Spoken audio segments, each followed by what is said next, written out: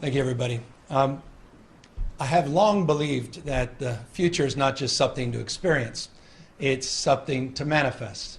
That our fate and future is inside of us. It's decisions at the end of the day, not conditions that determine that fate and future. We're not victims of circumstance. We can make decisions to meet moments. And this is a moment we need to make tough decisions. This is a moment where we need some straight talk and we need to tell people the truth.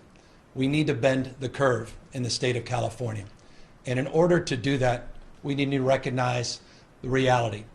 The fact is, the experience we're having on the ground throughout the state of California, the experience that's manifesting all across the United States, and for that matter, around the rest of the world, require us to adjust our thinking and to adjust our activities.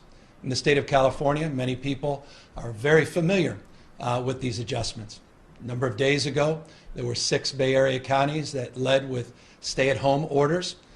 Now, as I speak, some 21.3 million Californians reside in a community, in a city and or county that have similar orders. A state as large as ours, a nation state, is many parts, but at the end of the day, we're one body. There's a mutuality and there's a recognition of our interdependence that requires of this moment that we direct a statewide order for people to stay at home. That directive goes into force and effect this evening, and we are confident that the people of the state of California will abide by it. They'll do the right thing. They'll meet this moment. They'll step up, as they have over the course of the last number of weeks, to protect themselves, to protect their families, and to protect the broader community in this great state in the world that we reside in. I have confidence in that. I have confidence because I've seen it every single day. We've seen it in cities large and small. People still doing essential work. People still providing essential services. People still going out to the grocery store to get food, walking their dogs, practicing social distancing, nonetheless, when they're out in the streets. People still getting their medicine. People still going about doing the kind of essential work that is required to meet this moment. The order provides for all of that, just as these other orders that have been put into place in cities large and small across the state have afforded. People will ask, well, how will you enforce? As I say, there's a social contract here.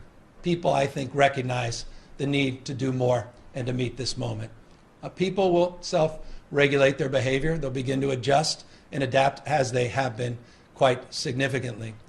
We will have social pressure that will encourage people to do the right thing, just a nod and look saying, hey, maybe you should reconsider just being out there on the beach, being 22 strong at a park.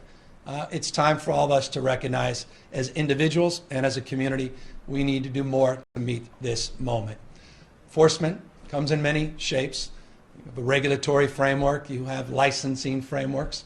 I don't believe that the people of California need to be told through law enforcement that it's appropriate just to home isolate, protect themselves, go about the essential patterns of life, but do so by socially distancing themselves from others and do so using their common sense. Now, why is it important that I advance this new order? It's for the following reasons. We've been doing pandemic planning in the state of California for now over a decade.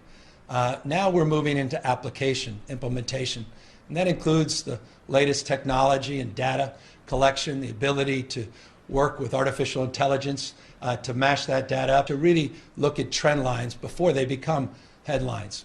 And what we're seeing, not only on the ground, but we're seeing through the data, is this spread continues at a pace that we had anticipated in a number of our models. Let me be precise. It's a number that we have been using for the purposes of guiding our resource delivery and guiding our decision making. We estimate in the United States, we've heard this number across the rest of the world, that people, 30% of the population, as high as 70% of the population, may contract the virus. In California, we've been working with those numbers. As a nation state, 40 million strong, we've been organized around an attack rate, as we refer to it, of about 56%, that the virus will impact about 56% of us. You do the math in the state of California, that's a particularly large number. That number in and of itself shouldn't be overly alarming. The vast majority of us, the overwhelming majority of us, won't have symptoms, will be perfectly fine. But there is a subset that we're concerned about that will not be impacted by the virus, but also potentially can impact others, including impacting our capacity to deliver the high-quality services, not only to meet the moment as it relates to COVID-19, but to provide for all the acute care that millions and millions of Californians depend on every single day.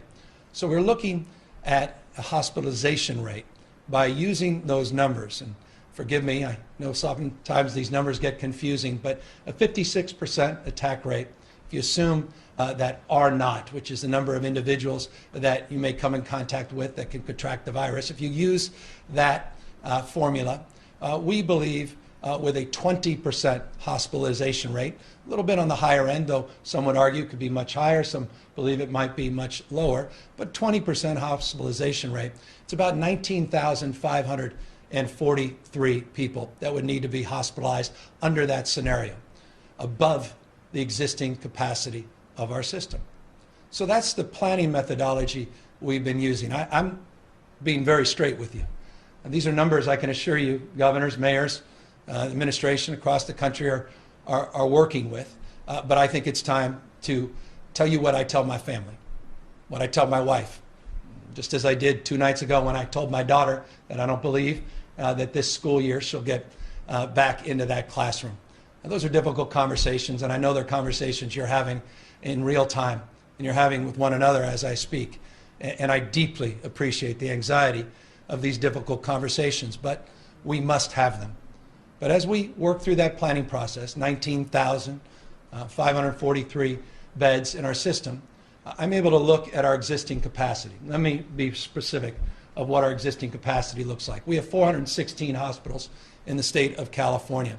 We have capacity to provide care beyond our hospital system, but within the hospital system, we have a capacity to surge the number of beds beyond the 78,000 currently staffed beds by an additional 10,207. By the way, that number changes on a daily basis, but that's today's number.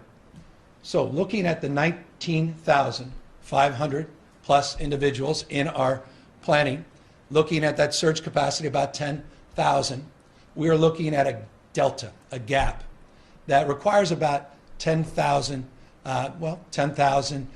beds, 10,000 members of the community to staff those beds.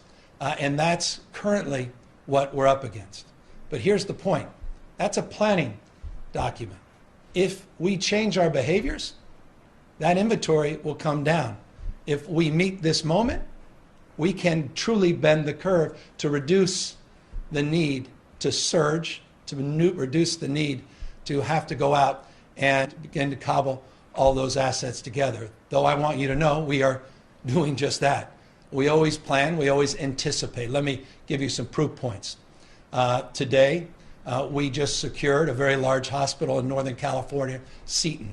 It's now part of our portfolio, and we're going to populate that hospital as an example to meet the moment. Tomorrow, we'll announce a hospital in Southern California. That's 750 beds, those 2 hospitals combined.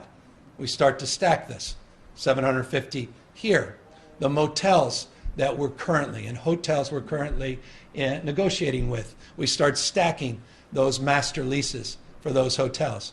We're working, I had very, very positive conversations with the leaders of 2 of the finest public university systems in the world, UC and the California State University system. We're working with those systems to identify appropriate dormitories to help us with the surge. We start stacking those numbers. We're working with the federal government. I had a conversation today with Vice President Pence and President Donald Trump together on the phone, talking about our needs, in addition to my conversation today with the Secretary of Defense about these mobile medical and field units that they have committed to pledging, not just to California, but to folks all across this country. You start stacking those things, and we have, I believe, the capacity to meet this moment, but not unless we change our behaviors and do what is necessary to meet this